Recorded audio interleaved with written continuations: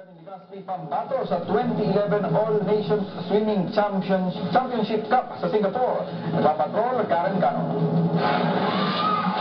Puspos na nasa paghahanda ang apat na swimmers na ini.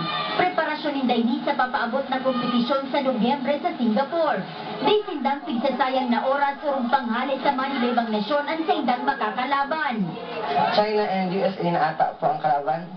So, mas mahirap na ang training, mas mahirap ang workout. Sa ibong kaini kumpiyansa na pat may mayuli sindang medalya. Urong pang napatunayan naman ninda asin kaniba pa nindang miyembro sa ibalong Magayon Aquaglider Swim Club ang sa indang tibay sa paglangoy. Sa katatapos pa sa nakayang 7th Singapore Island Competition, naiuli ninda di katulong pwesto. Total na 36 na medalya ang naiulikan mga ini. 15 digdian gold medal, 12 silver at 9 na bronze medal.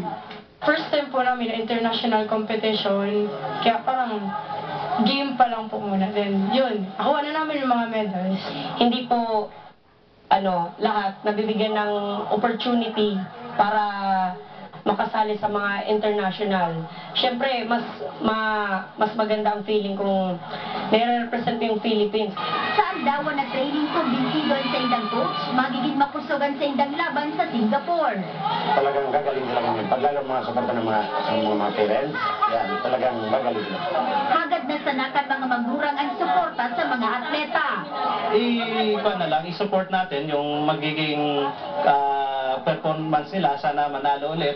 Difícil man ang aldawan na training tigmamaot kan mga swimmer, maitindog naman ang bandera kan Pilipinas sa laban na ini.